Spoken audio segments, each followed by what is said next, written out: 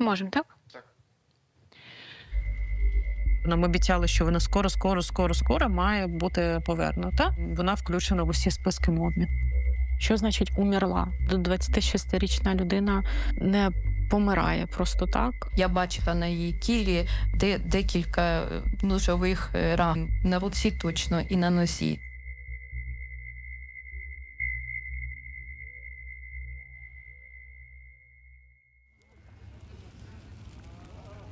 Україна та Росія вже 4-й рік перебувають у стані повномасштабної війни. У вересні 2024 року відбулися 2 великі обміни полоненими. Росіяни, які утримують у своїх в'язницях тисячі військових та цивільних українців, тоді повернули додому 152 людини. Серед них мала бути відома українська журналістка Вікторія Рощина. За рік до того вона поїхала робити репортажі з окупованих росіянами територій, але її схопили та посадили у в'язницю. Тими днями, попри очікування близьких, Вікторія не повернулась.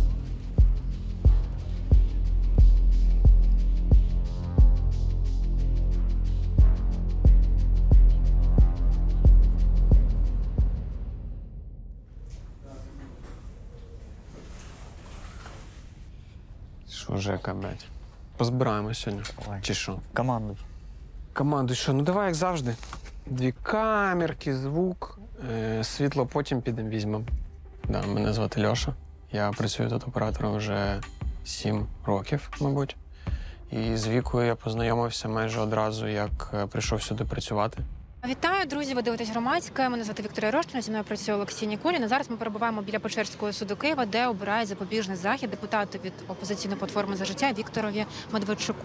Це було перше відрядження взагалі моє на Громадському, і тут це було типу, ніби як випробування, ніби для новачків, бо Віка була така типу, специфічна в роботі, і всі з цього приводу жартували. Бачення, я знаю. Пане Євгене, прокоментуйте, будь ласка, все ж таки історію про вашого... Можете меня не толкать. Пане Євгене, ми дуже довго чекали вас. Вы что, не понимаете, у нас разговор. Еще раз, я вам по Я телефону понимаю. всё ответил. Нет, не все. Залиште, будь ласка. І у нас стрім взагалі триває. Дякую вам дуже.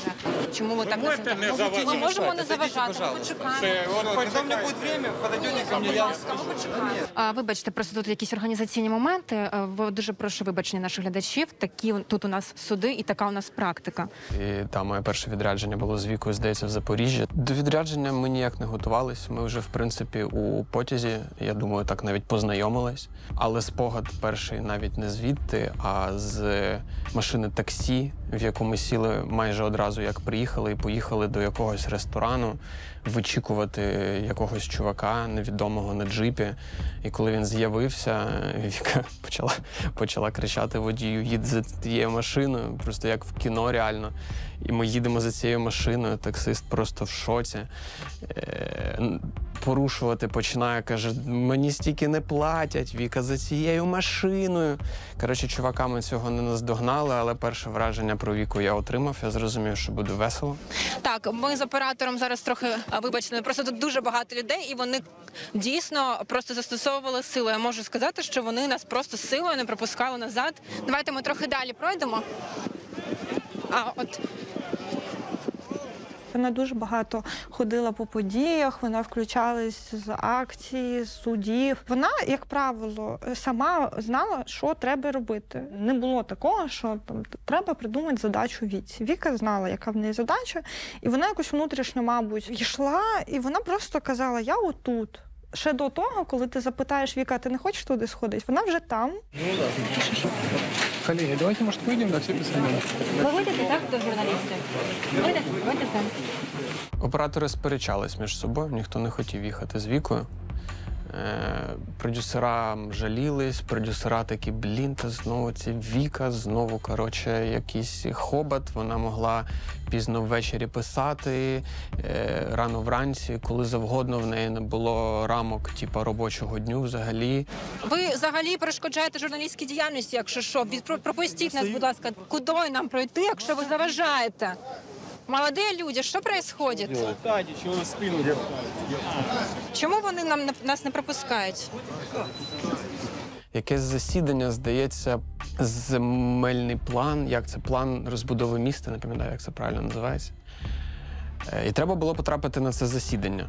Як зазвичай на громадському це буває, все в останній момент, ніяких запитів, очевидно, не було, а потрапити туди треба було. 1, 2, 3, 1, 2, 3. А пане Олександре, у нас питання з приводу... Ні, будь ласка, можна у нас питання з приводу того, якщо третя категорія складності? І ми на проходній, і Віці кажуть, що ми вас не пустимо, вас немає в списках. І Віка, як це нас немає в списках? Та ми журналісти, ви не маєте права. Питання з приводу Єнісейської садиби. Будь ласка, можете дати відповідь? Я ж так... Її відправляють десь в кабінет, де приймають ці рішення. Вона, без приколу, вона заходить з ноги в цей кабінет. Вона починає, розбиратись, хто може нас пустити зараз. Давайте, робіть це. Що ви думаєте? Я знімав отак кличка потім, знизу вверх. Ми отримали те, що хотіли. Ще раз. Житловий комплекс Єнісеївська садиба, Голосіївський район. Так, як Віка, ніхто не пише досі. Її риса абсолютно неймовірна. Купа всього, імена, факти, дати. Такої уважності, принаймні, я теж ніколи не бачила, як була у неї. Вікторія не повернулася з російського полону у вересні 2024-го. Кілька тижнів рідні та колеги напружено шукали її. Згодом батько журналістки отримав листа від росіян, що Вікторія померла. Коли ти приходив на громадський і йшов з громадського, завжди можна було впевненим бути, чому горить світло в ньюзрумі. Там завжди сиділа Віка. Я згадую якісь новорічні свята, і редакторка головна каже: Віка, тобі за ці дні не заплатять. В тебе зараз відпустка. Будь ласка, їдь додому, займайся своїми справами. Віка, та-да-да-да-да. Що знову бачимо ввечері? Віка за стосом книжок сидить, переглядає якісь відео з камер спостереження, які їй надали герої. І намагається з'ясувати, що там куди.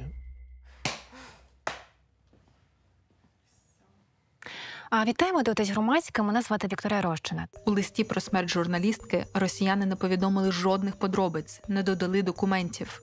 Лише сказали, що тіло Вікторії буде передане на батьківщину під час обміну тілами. Відтоді минуло 5 місяців, і відбулося кілька таких обмінів. Жодної звістки про Вікторію наразі немає. Постійно вона сиділа в офісі, працювала. Нам всім здавалось, що, мабуть, в неї немає іншого життя, окрім роботи. Ніхто з нас не міг уявити Віку за межами її професійної діяльності. Трудоголік, що ще сказати? Трудоголік. Ще я собі як викристалізував її поведінку, я думаю, що в неї просто було дуже загострене відчуття справедливості. Вона дуже гостро це відчувала, і якщо вона бачила, що в якійсь історії, про яку вона розказує, є несправедливість, вона не зупинялась. Вона не зупинялась, поки не доведеться.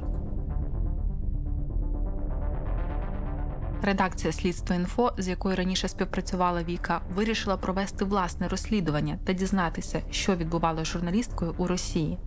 Чи може молода здорова жінка просто так загинути у тюрмі? Про що мовчать росіяни весь цей час? До «Слідства.Інфо» приєдналися й інші українські медіа – «Суспільне» та «Грати», а також міжнародна організація «Репортери без кордонів». У нашому розслідуванні ми дізналися про жахливі подробиці катувань журналістки у російському полоні. Поговорили з людьми, які спілкувалися з Вікою на окупованих територіях та у російській в'язниці. Нам вдалося встановити маршрут Віки, а також дізнатися, над якою журналістською історією вона працювала та чому це призвело до її затримання. Співпрацю ми почали після того, як Віка повернулася з першого полону, в який вона потрапила в березні 2022 року. І після цього полону, я так розумію, що в неї припинилася співпраця з громадським. Їй потрібна була підтримка з боку колег, журналістів. Коли ми з нею зустрілися, я зрозуміла, я подумала, що там людина, яка настільки фанатично ставиться до цієї професії, їй треба дати можливість працювати, публікуватися і ось в цьому її розвивати, щоб вона вчилася. Перший полон, про який говорить Севгіль, стався у березні 2022 року. На початку повномасштабного вторгнення росіян в Україну Вікторія поїхала на окуповані території «Зеленим коридором» разом з колоною рятувальників. Віка знайшла спосіб потрапити на щойно окуповані росіянами землі, щоб розповісти історії українців, які фактично опинилися у пастці. Українські журналісти не могли потрапити у ці місця, а російські медіа готували пропагандистські ролики. Віка своїми репортажами хотіла заповнити інформаційний вакуум, який утворився через війну. Тоді Вікторію затримали у Бердянську, на шляху до Маріуполя. Вона пробула у полоні тиждень, після чого росіяни змусили її записати відео та відпустили. Претензий к российской стороне не имею. Действия вооруженных сил России с высокой долей вероятности, возможно, сохранили мне жизнь и здоровье. Призываю всех сохранять благоразумие и решать возникающие вопросы мирным путем. Полон не зупинив Вікторію. Щоправда, редакція «Громадського», де Віка працювала багато років, вирішила не підтримувати її спроб знову потрапити на окуповані росіянами землі та припинила співпрацю з журналісткою. Віка стала фрілансеркою і домовилась про співпрацю з виданням «Українська правда». Коли ми з нею про це говорили, вона просто казала, що для неї важливо не припиняти це робити. Для неї важливо розповідати ці історії людей з окупації. І вона буде це робити, незважаючи на те, там, захочемо ми це публікувати, не захочемо ми це публікувати. Тобто вона бачила в цьому якусь місію. Вона казала, що вона єдина людина, яка може це робити. Вона іноді навіть не питала, чи цікаво щось чи ні. Вона приносила текст, і ти мав сказати одразу, чи ти береш цей текст чи ні. Вона писала про приватні армії, була приватна армія Аксьонова, про армії Сальдо, які на Херсонщині працювали. І також, звичайно, вона цікавилася якимись резонансними подіями на окупованих територіях. Наприклад, в Бердянську розстріляли 2 хлопців. І вона дзвонила до поліції окупованого Бердянська і вимагала повернути тіла батькам. Вона так само була наполегливою в роботі з редакторами. Іноді редактори, які з нею працювали, наприклад, після цього досвіду, казали, що з нею складно. Я, якщо чесно, не хочу брати цей текст наступного разу. Можливо, хтось інший візьме. І для неї не існувало робочого часу. Тобто в неї весь час був робочий. Вона могла писати в 2-й годині ночі, наприклад, якщо побачила якусь помилку, або їй не сподобалася фінальна версія тексту, де з редакторів якось наш сказав, що вона воює за свої літери в тексти так, нібито від цього залежить доля світу. Вона все ще шукає редакцію, але не постійно, а вона для себе обрала фріланс. І запитувала, чи є якісь різні варіанти. Я детальніше запитала, про що саме вона хоче писати. І вона тоді розказала про те, що дуже важливо висвітлювати те, що відбувається на окупованій вже території. Власне, Віка говорила про те, що вона може запропонувати писати на фрілансі матеріали як репортажі з окупованих територій. Це було більше про саме поїздку туди. Чи було б це цікаво мені зробити разом? Я тільки перестала переживати за Віку, але знову почала, бо, які окуповані території. Вона вийшла з полону. Її обличчя у всьому інтернеті. Всі написали новини про Віку. Її всі знають, як вона буде це робити. А куди поїздку вона планує? Яким чином не хотіла обговорювати і не пояснювала. Її зупинити було неможливо. Для неї це була, я не знаю, місія, обов'язок. Мені важко це якось класифікувати навіть. Тобто, і після цього вже за кілька днів подзвонив тато, десь за 5 днів, і сказав, що вона не виходить на зв'язок, ми не можемо з нею зв'язатися.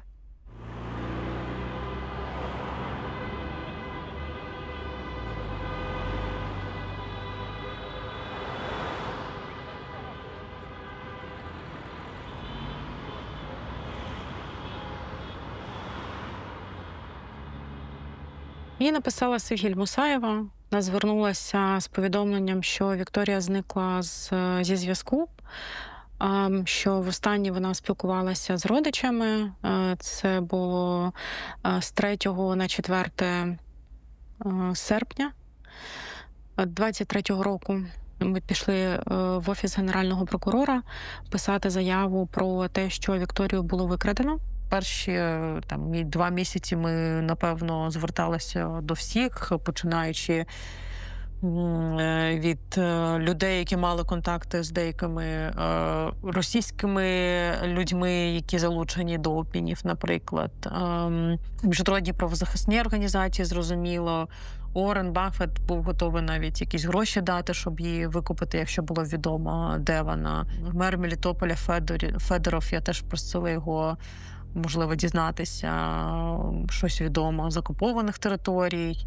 Служба безпеки України, причому керівництво в тому числі. Для такого вашого розуміння, що були листи і до Папи Римського посприяти звільненню Вікторії і інших цивільних заручників, які організовувалися через деяких людей, які мають такий доступ. Також батько написав листа до уповноваженого Російської Федерації Москалькової із запитом, чи взагалі на території Російської Федерації знаходиться його донька.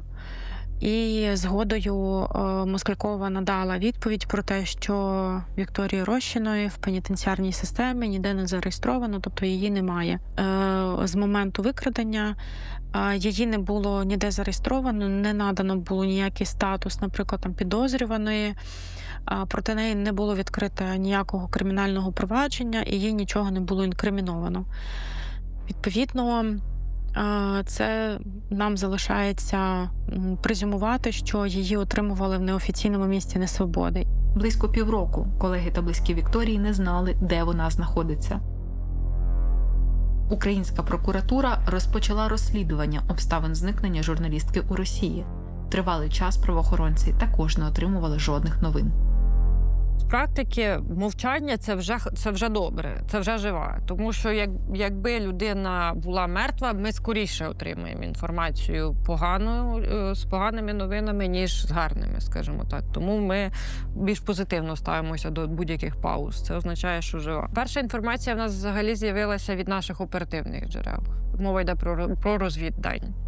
Одна версія сходилася до того, що вона знаходиться в Бердянську, друга версія зводилася до того, що вона в Мелітополі, третя версія до того, що вона в Маріуполі. Коли тобі дають мінімальну інформацію про те, що вона, ймовірно, знаходиться там, то звичайно, це надія на те, що, по-перше, вона жива. По-друге, як можна її знайти, взагалі, чи може її хтось побачити для того, щоб зафіксувати фізичний стан її. Ми єдине, що знали, що нам обіцяли, що вона скоро має бути повернута. І вона включена в усі списки обміну. Був дзвінок між російська сторона і українська сторона. Домовилися про те, що буде такий дзвінок між сім'єю і Вікторією. І в певний час Вікторія набрала, тобто ніхто не знав, в який час це буде відбуватися. І вона, і батьки, вони один одному підтвердили, що йдуть такі розмови про те, що має бути обмін. Проте ніхто не може сказати, коли це має відбутися, ні дат, ні часу. Жодна сторона, ні Вікторія, ні рідні не були в курсі. Як я дізналася, я можу сказати, мені подзвонив той день, коли був обмін, журналіст, який був тут, західний журналіст, можу сказати, з яким у мене були певні комунікації щодо обмінів. І він попросив під'їхати, тому що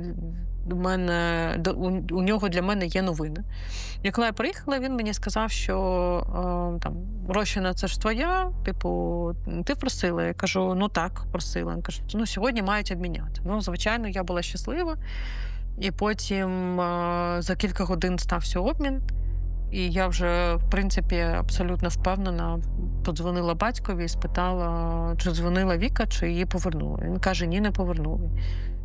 У мене одразу шок, я не можу зрозуміти, що сталося. Окей, як таке може бути? Ми не мали якихось гіпотез, окрім того, що Росія може знову не виконати якусь свою обіцянку і там не доставити її на цей обмін. Це був абсолютно шок, тому що ми були просто в кроці до того, щоб її повернути. Я досі не можу цього.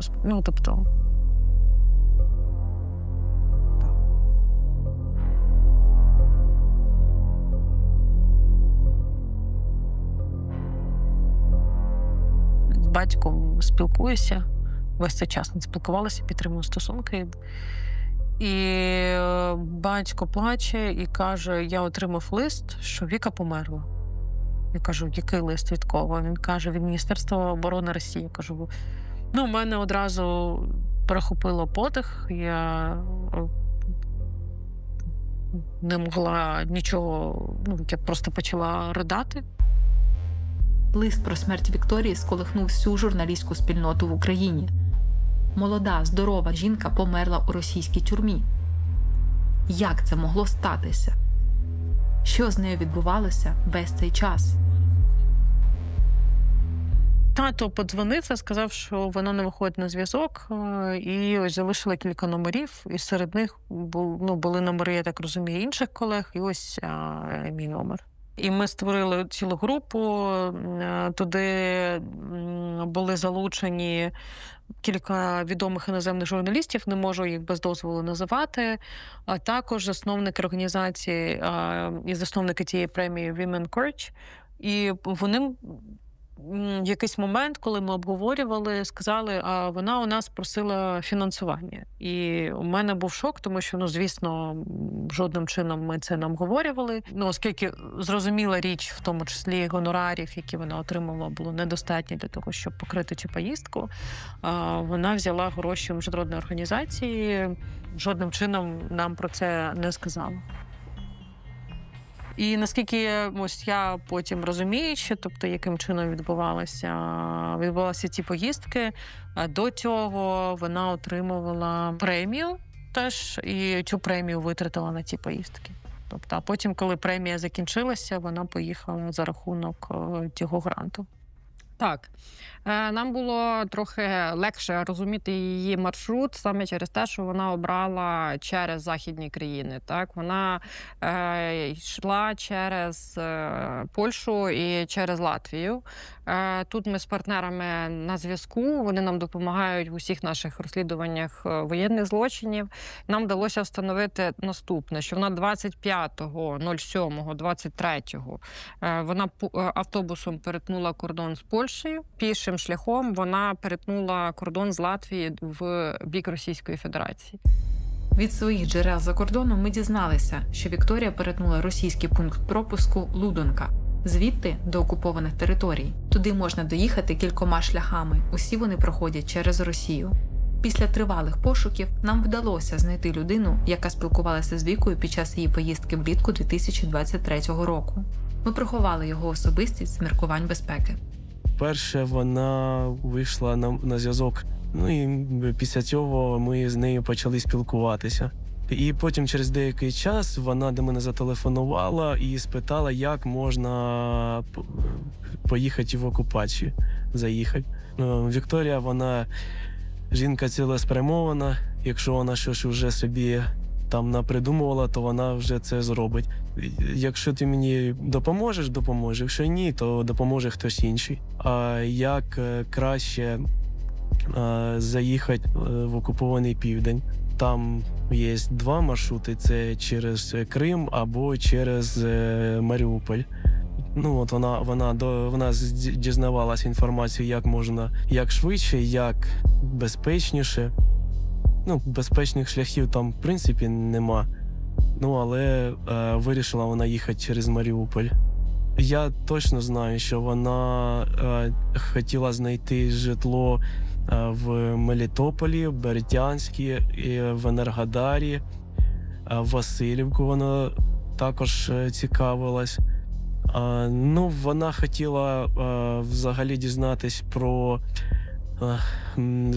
знайти людей, які були в катівнях, знайти самі катівні. Я їй одразу сказав, що це зовсім це неправильне рішення, тому що навіть біля самих катівень знаходитись – це вже небезпека, а при цьому ще щось там винюхувати – це точно наражає на небезпеку.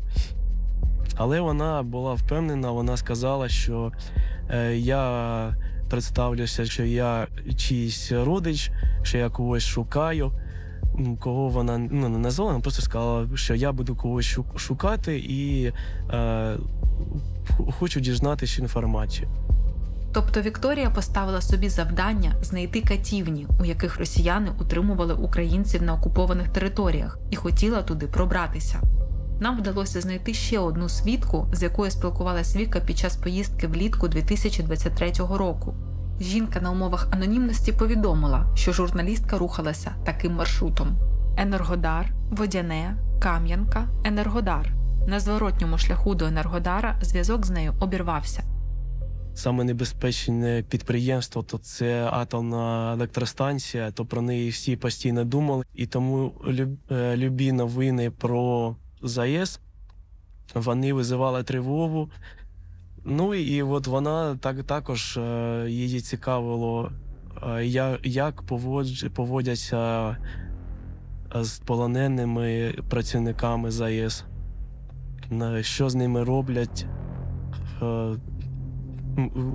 куди вони зникають. Вона також задавала питання, куди можуть зникати люди.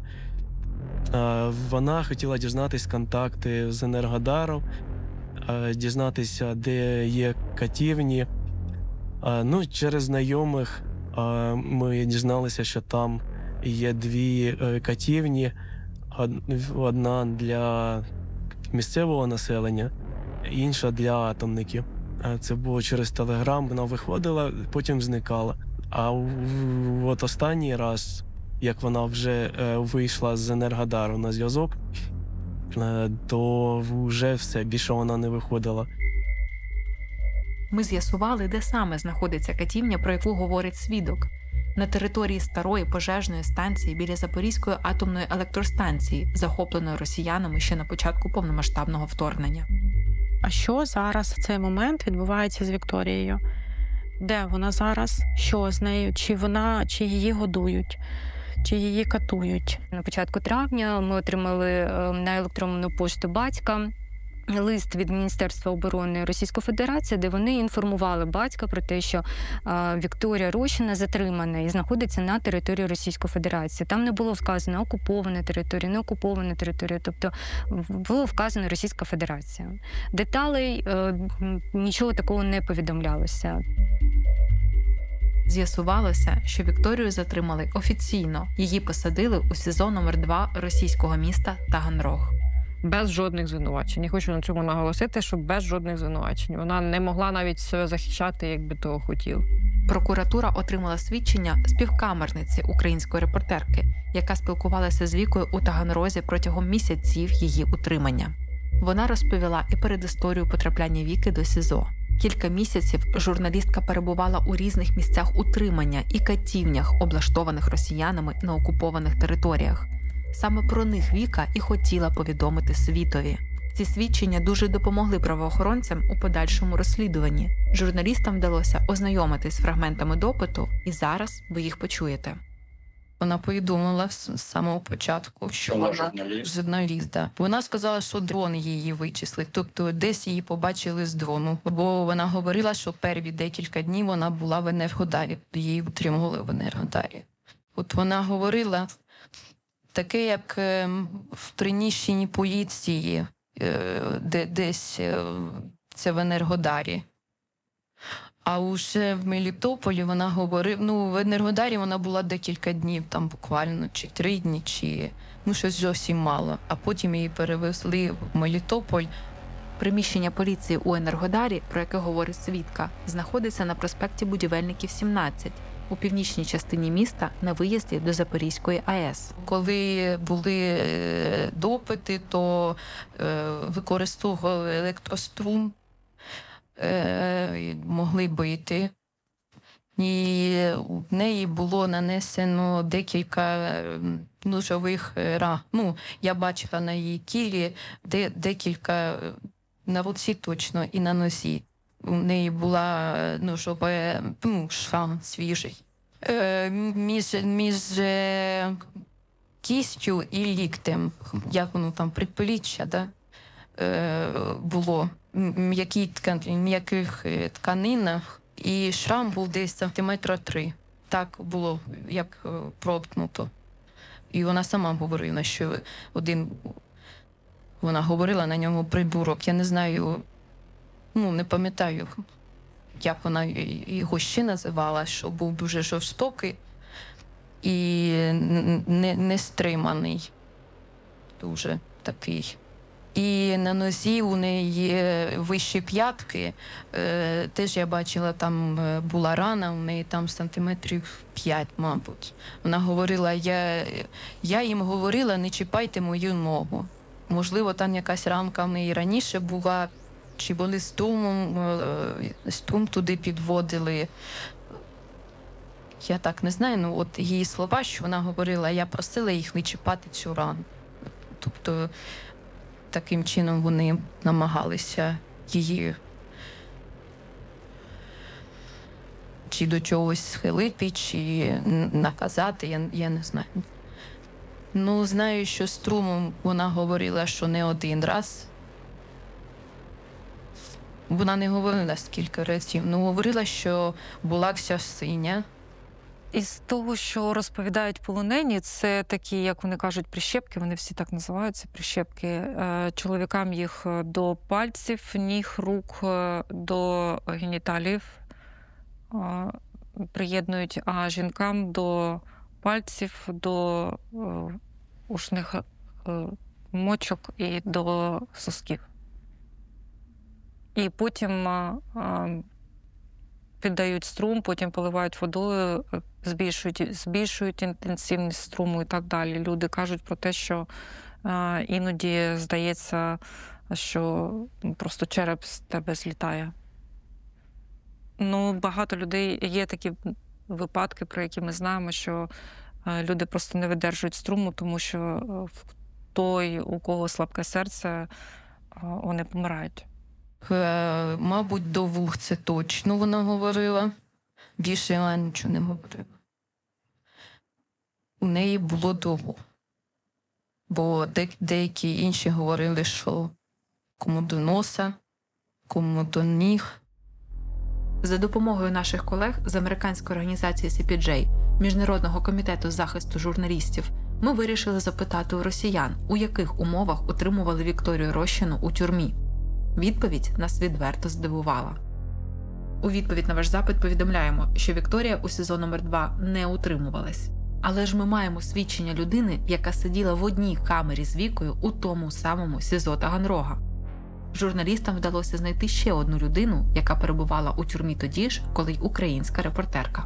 Це була ексклюзивна інформація, тому що від свідка ми змогли це підтвердити, але про це мало людей знали, і можна додати, що є дуже мало свідків, які знають і можуть розказувати, що відбувається в ув'язнених в Росії і на окупованих територіях.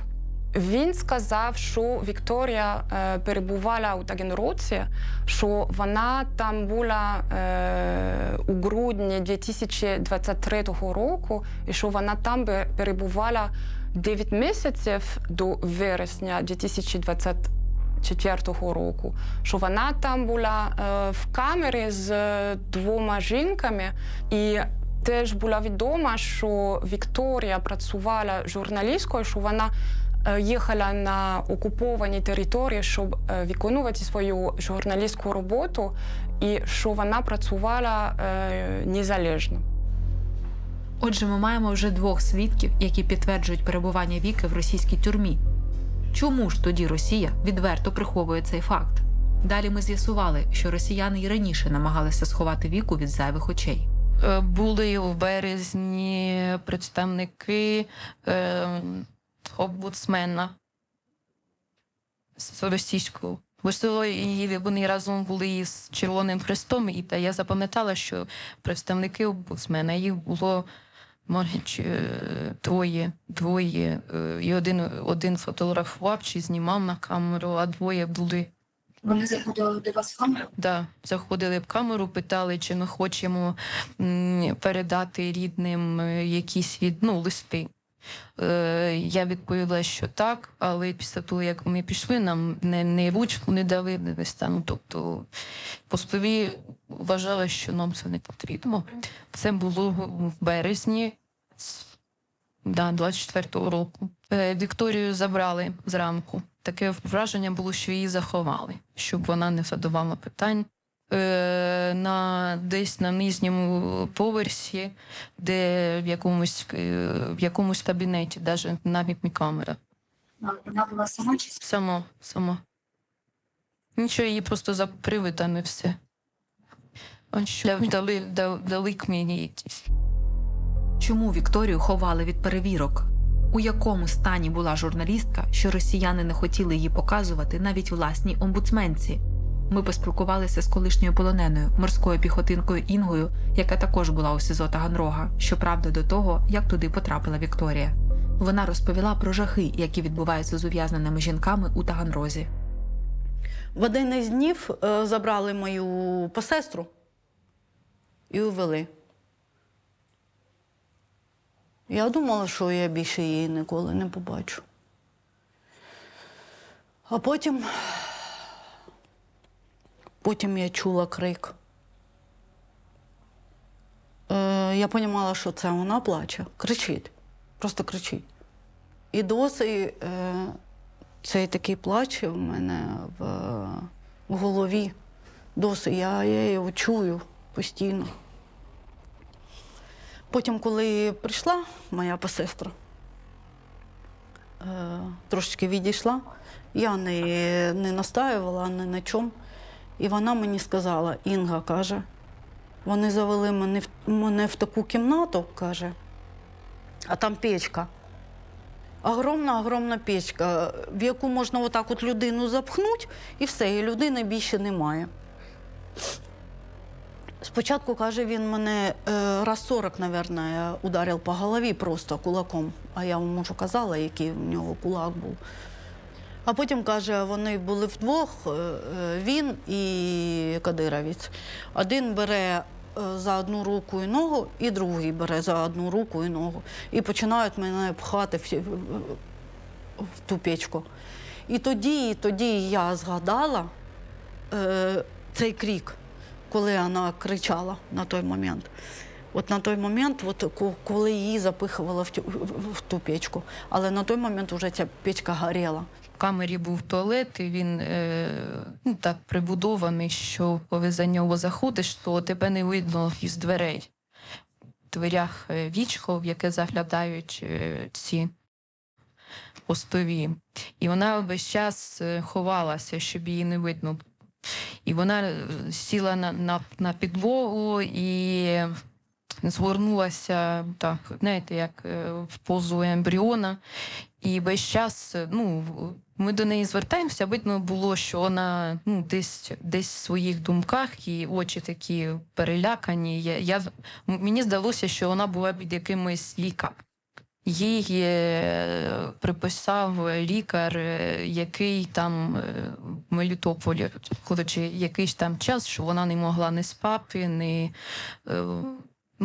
можливо, після тих знущань, які з нею там відбувалися, що у неї був такий стрес, що вона не могла спати. Вона постійно зверталася за допомогою. Постійно. Спочатку вона говорила, що це ж у неї з шлунком проблеми, і потім місячних не було весь час. І температура була. Спочатку вона просила із особистих речей, у неї були там ліки, і від шлунку, і якісь обезболюючі. Вона дуже часто зверталася. Перший час дуже часто. А потім якось вона вже, чи то вона зрозуміла, що не буде допомоги такої конкретної. Будь-яке місце утримання в всьому світі, то воно не створене для того, щоб там люди вмирали. Це абсолютно його інша мета. І ті, хто повертається, знову ж таки, вони всі з втратою ваги шаленою, навіть не відмовляючись від жодного шматка їжі, перебували. Вона була в ще гіршому стані. Вона й сама по собі невелика, да? Вона худорлява дівчина молода. Тому таким чином такі умови, в тому числі це як версія слідства, одна з, що могло з нею там бути, це неналежні умови утримання. Вона з хлопцем. Жінки, які нас супроводжували на бар. Вони бачили, що вона худне і що вона сильно худне, але дали знати це лікарям вже, мабуть, в квітні місяці. Забрали її до лікарні. Ой, це було або кінець червня, мабуть. До 30 кілограмів. Вона вставала, але тільки з допомогою мене. Я їй допомагала, вона була в такому стані, що вона навіть голови не могла підняти від подушки. Я спочатку піднімала голову, вона бралася за верхній колбець і тільки тоді так могла зостати. Неналежне утримання, неналежне годування, воно є порушенням статті 3 Конвенції про права людини і розцінюється як неналежне утримання, катування, жорстоке поводження. Після лікарні Вікторія опинилась в одиночній камері. Те, що далі відбувалося з нею, свідки могли лише чути. Після того, як вона повернулась, ми її не бачили, її поселили в камеру навпроти, саму. Ми тільки чули, що вона там. Коли її забирали, її несли на носилках. Вона вже не могла сама. До лікарні? До лікарні, так. А назад як вона повернулася? Ну, я так зрозуміла, що вона йшла сама. Тому що вона отримувала їжу по камері, вона, ну, так мені здається, що вона передвигалась, вона сама там. Тому що постові весь час говорили: вийди, ми тебе не бачимо, або їж. Ну, тобто, коли вони зрозуміли, що у неї вага критична, і коли, ну, тобто, все керівництво і постові, до неї приходив не один раз, приходив начальник СІЗО, щось він там з нею бесіди проводив. Вона весь час наполягала на те, щоб її, ну, чи звільнили, чи поміняли, ну, чи депортували. Вона згодна була на будь-що. Вона говорила, що я виїду, в мене кошти є, тобто, ну, щоб її звільнили. Вона нікому не довіряла, вона не довіряла і співробітникам, ніяким там обіцянкам і так далі. Коли привели в лікарі, я там зрозуміла, що був лікар-психіатр. В неї почали потікати ступні, ноги. Прийшли 2 чоловіки, я так зрозуміла, що лікарі, вони її оглянули, розмовляли з нею, запропонували приймати якісь таблетки для укріплення серця. Вона попросила анотацію до цих ліків, щось вони почали говорити. Сказали їй, що коли вона не захоче приймати ліки в СІЗО, то її заберуть в лікарню. Я так зрозуміла, що вона погодилась на лікарню. Вона не довіряла працівникам СІЗО. Захищена категорія – це цивільне населення. Що б військові не робили, не має страждати цивільне населення. Тому будь-які дії з цивільним населенням, будь-які, то все є воєнний злочин. А через те, що в випадку Російської Федерації, в випадку утримання, затримання, катування українських цивільних громадян,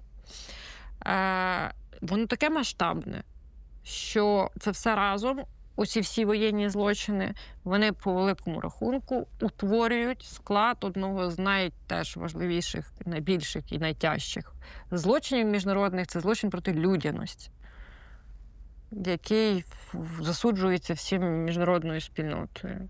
За отриманими журналістами даними, Вікторію забрали з камери та кудись перевели 8 вересня. Нам не вдалося з'ясувати, що відбувалося з українською журналісткою далі. Ніхто більше її не бачив і не чув. Севгіль пише, що телефонував батько, йому прийшов лист, що Віка померла.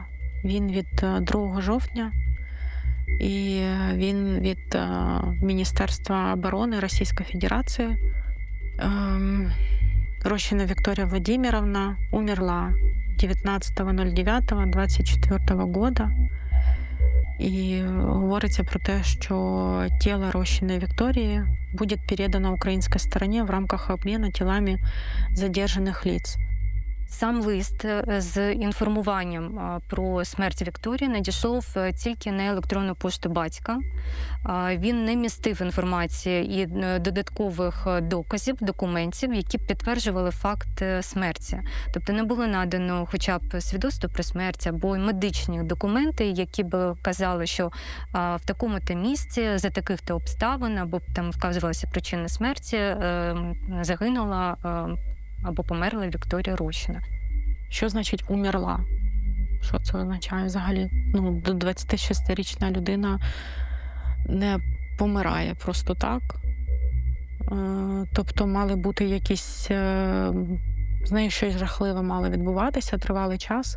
Що для нас є доказом загибелі людини? Це тіло цієї людини. Або вже багато свідчень, прямих свідків злочину. Ця справа Вікторії, вона більше виключення з правил. Росія не комунікує долю громадян України. Вони нікому нічого не говорять. Більше виглядає, що вони якось намагаються цивілізовано виглядати в очах суспільства, розуміючи серйозність цього кейсу. На мій погляд, весь світ зараз має просто сколихнутися через цю ситуацію і намагатися якомога з більшою старанністю повернути інших наших журналістів з цього полону, тому що там понад 30 ще наших журналістів.